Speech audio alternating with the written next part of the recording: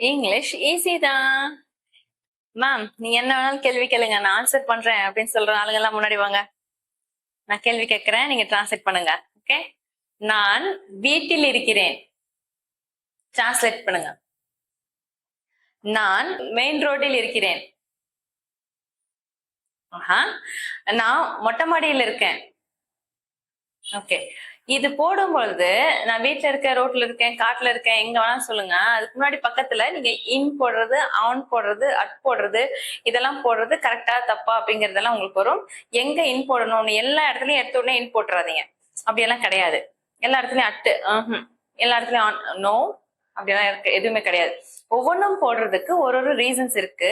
அதெல்லாம் தெரிஞ்சுக்கிட்டா நீங்க கரெக்டான ப்ரிப்போசிஷனை போட்டு நீங்க சரியா இங்கிலீஷ் பேசலாம். ஓகே, சோ இந்த வீடியோ அதுக்காக தான். பர்டிகுலர்லி நாட் எல்லா ப்ரிப்போசிஷன்ஸ் சொல்லி தரதுக்கெல்லாம் இல்ல. இந்த இல் அப்படிங்கிற வார்த்தை வரும் பொழுது இங்கிலீஷ்ல என்னென்னவெல்லாம் போடலாம் அப்படிங்கறதுக்காகவே இந்த வீடியோ. சரியா? ஃபர்ஸ்ட் ஒன் எடுத்துக்கிட்டோம்னாக்கா இன். என்ன நம்ம காமனா ரொம்ப சர்வசாதாரணமா ஒரு இடத்துல இருக்கும் அப்படின்னு சொல்றதுக்கு எல்லாமே நீங்க என்னதான் போடுறீங்க?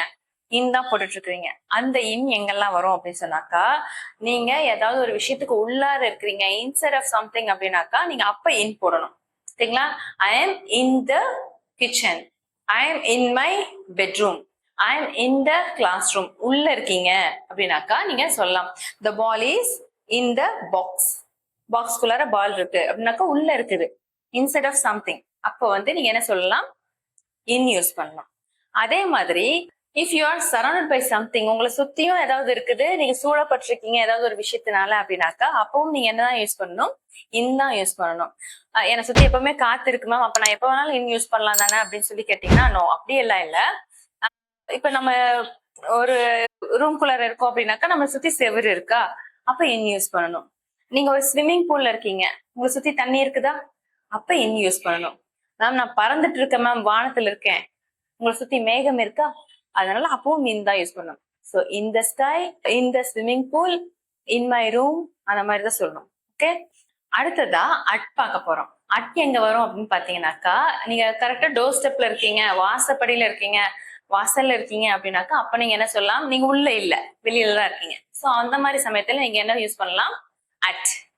சார் எங்க இருக்கீங்க? நான் உங்க டோர் ஸ்டெப்ல தான் மேம் இருக்கேன், உங்க வாசல்ல தான் மேம் இருக்கேன், கதவை தரங்க அப்படின்னு சொல்லி சொல்வீங்க. ஸோ அந்த மாதிரி சொல்றதுக்கு ஐ am at your door step. Okay, நம்மலாம் வந்து ஓகே ஒரு படத்துக்கு போலாம் அப்படின்னு சொல்லி ஒரு பிளான். நான் லேட்டா வரேன், நீங்க வந்து டிக்கெட் கையில வச்சுட்டு யூ ஆர் வெயிட்டிங். எங்க இருக்கீங்கப்பா அப்படின்னு சொல்லி நான் உங்களை கேட்கறேன். நீங்க சொல்றீங்க மேம் நான் தியேட்டர் வாசல்ல இருக்கேன் அப்படின்னு சொல்லுவீங்க. அப்ப இங்கிலீஷ்ல என்ன சொல்வீங்க?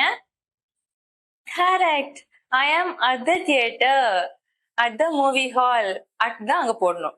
ஒருவேளை ஓகே நம்ம கூட வர வேண்டிய மற்ற ஃப்ரெண்ட்ஸ் எல்லாம் இருக்காங்க, மற்ற ஸ்டூடெண்ட்ஸ், மற்ற ஃப்ரெண்ட்ஸ் அவங்க எல்லாம் எங்க இருக்காங்க அப்படின்னு சொல்லி கேட்கறேன். மேம் அவங்க எல்லாம் உள்ள இருக்காங்க அப்படின்னு சொல்லுவீங்களா? அப்ப உள்ள இருக்கிறது என்னன்னு சொல்லணும்? அது உள்ள இருக்காங்க, இன்சைட் என்க்ளோஸ்ட் ஏரியா, கவர்டா இருக்கு. அப்ப அவங்க என்ன சொல்வீங்க? They are in the theatre. ஓகேங்களா? நம்ம எங்க நீங்க எங்க இருக்கீங்க? At the theatre. அண்ட் மத்தவங்க எல்லாம் இந்த தியேட்டர். Very correct. அடுத்தது பப்ளிக் டிரான்ஸ்போர்ட் எல்லாம் யூஸ் பண்ற இடத்துல, லைக் எங்க இருக்கீங்க? நான் பஸ் ஸ்டாண்ட்ல இருக்கேன் மேம். எங்க இருக்கீங்க? நான் ஏர்போர்ட்ல இருக்கேன் மேம். எங்க இருக்கீங்க? நான் ரயில்வே ஸ்டேஷன்ல இருக்கேன் மேம். சோ அந்த மாதிரி பப்ளிக் டிரான்ஸ்போர்ட்டுக்கான ஏரியால இருக்கிறீங்க அப்படின்னாக்கா அப்ப நீங்க யூஸ் பண்ண வேண்டிய வார்த்தை தான் at. I am at the bus stand, he is at the railway station, we are at the airport, அந்த மாதிரி சொல்லணும். சரிங்களா?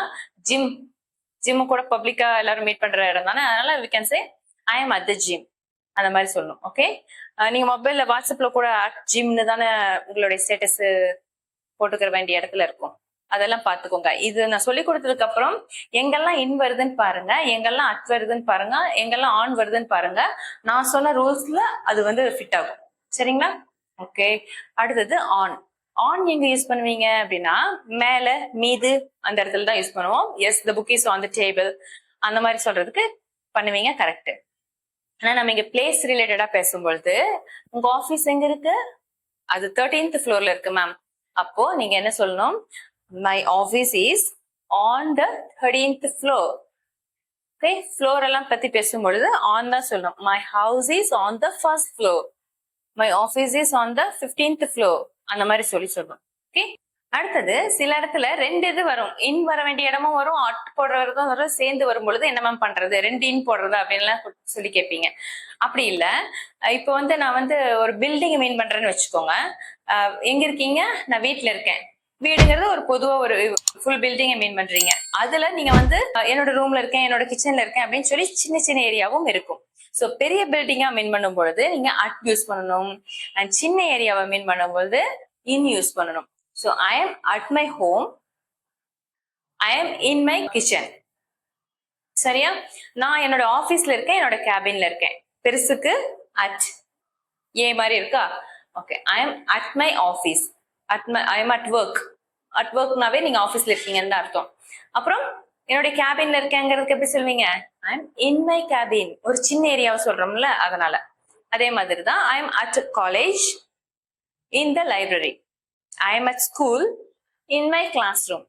அந்த மாதிரி ஒரு பெரிய பில்டிங்கா மீன் பண்றீங்கன்னாக்கா நீங்க என்ன யூஸ் பண்ணணும்? at. அதுல ஒரு சின்ன ஏரியாவை மீன் பண்றீங்கன்னா என்ன சொல்லணும்? in. இப்ப நான் சொன்னதை மறுபடியும் அழிச்சிட்டு எழுதுற மாதிரி அடுத்த பாயிண்ட் ஒன்று சொல்றேன், கேளுங்க. இது வந்து பில்டிங்ஸா மீன் பண்ணும் பொழுது பெருசு சிறுசுக்கு இப்படி பண்ணுவோமா? இதே ஊரா எடுத்துக்கிட்டோம்னு வச்சுக்கோங்க. பெரிய ஊர் எதுவோ அதுக்கு இன் போடணும், சின்ன ஊருக்கு அட் போடணும். ஏரியா அதெல்லாம் சொல்லும் போது அட் யூஸ் பண்ணணும். இப்போ நான் I live in Tamil Nadu at Erode. I am in Chennai at Tambaram. அந்த மாதிரி ஒரு பெரிய விஷயத்த சொல்லும் பொழுது இன் சொல்லணும். பெரிய ஊர் ரிலேட்டடா வரும்போது பெரிய ஊருக்கு இன்னும், சின்ன ஏரியாவுக்கு அட்டும் யூஸ் பண்ணணும். ஓகே, இதை ஞாபகத்துல வச்சுக்கோங்க. எப்பவுமே இப்படிதான் சொல்லுவாங்க. இப்ப நான் சொல்லி கொடுத்ததுக்கு அப்புறம் உங்களுக்கு வாயில வருது வரல அப்படிங்கறதெல்லாம் பிராக்டிஸ் பண்றதுதான். பட் நீங்க எங்கேயாவது நோட் பண்ணுவீங்க. அவங்க வந்து அவங்களுடைய லெட்டர்ல, அவங்களுடைய மெயில்ல, அந்த மாதிரி விஷயத்துல எல்லாம் எங்கன்னு சொல்லி போடும்போது இந்த இன் அட் எப்படி யூஸ் பண்றாங்கன்னு பாருங்க. இங்கிலீஷ் தெரியாதவங்க பேசுறத கண்டுக்க வேண்டாம். நல்ல இங்கிலீஷ் தெரிஞ்சவங்க அவங்களுடைய இதுல இன் எங்க யூஸ் பண்றாங்கன்னு பாருங்க. அது நான் சொன்ன மெத்தட்ல தான் இருக்கும். சரியா? சோ இது இந்த ரெண்டு இது இல்லாம இன்னொன்னு இருக்கு. அது என்ன அப்படின்னாக்கா, பிரைவசி ரிலேட்டடா பேசும்போது உங்களுக்கு பிரைவசி இருக்குது அப்படின்னாக்கா அந்த இடம் வந்து ஒரு என்க்ளோஸ்டா இருக்கும், ஒரு கவர் பண்ணதா இருக்கும். அதனால அந்த மாதிரி தானே. சோ அந்த மாதிரி இடத்துக்கெல்லாம் நீங்க என்ன சொல்லணும்னா இன் யூஸ் பண்ணுவீங்க. நான் ஐ மீன் மை பெட்ரூம் அப்படின்னு சொன்னாக்கா, எஸ் ஐ ஹாவ் பிரைவசி தேர். நான் பெட்ரூம்ல இருக்கேன் அப்படின்னு சொல்றதுக்கு நம்ம என்ன யூஸ் பண்ணுவேன்? இன் தான் யூஸ் பண்ணுவேன். ஆனா பிரைவசி இல்லாத இடம் இருக்கு பாத்தீங்களா, லைக் மொட்டை மாடி, பால்கனி, அந்த மாதிரியான இடத்துக்கு, போர்ட்டிகோ, அந்த மாதிரி இடமெல்லாம் யார் வேணாலும் நம்மள இங்கிருந்து வேணாலும் பார்க்க முடியும் இல்லையா? அந்த இடத்துக்கெல்லாம் நான் என்ன சொல்லுவேன் அப்படின்னாக்கா, ஆன் யூஸ் பண்ணணும். பிரைவசி இல்லாத இடத்துக்கு ஆன் யூஸ் பண்ணுவோம், பிரைவசியா இருக்கிற இடத்துக்கு இன் யூஸ் பண்ணுவோம்.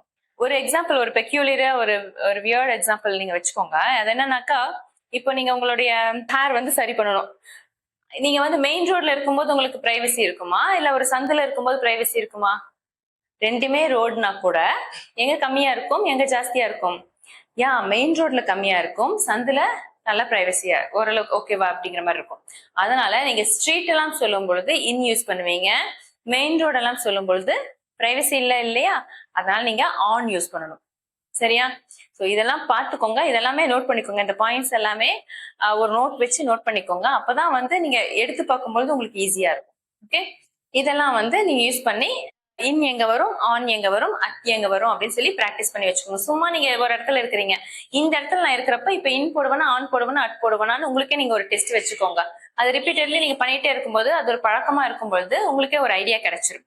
அந்த மாதிரி எல்லாம் பண்ணிட்டு வந்தீங்கன்னாக்கா, இது சம்பந்தமான டவுட்ஸ்ல இருந்து நீங்க கரெக்டான இங்கிலீஷ் பேசுறதுக்கு இது ரொம்பவே ஹெல்ப்ஃபுல்லா இருக்கும்.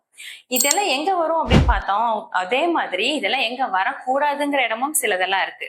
அதெல்லாம் பாத்தீங்கன்னாக்கா, ஹியர் அப்படிங்கிற வார்த்தைக்கு முன்னாடி போடக்கூடாது. இன், ஆன், அட் எல்லாம் எதுவுமே வரக்கூடாது. I am in here, I am on here எங்க பாத்திருக்கீங்களா? No, I am here. நீ எங்க இருக்கா? யூ ஆர் தேர், அங்க இருக்கிற அப்படின்னு சொல்லி சொல்றதுக்கு சொல்லுவோம்.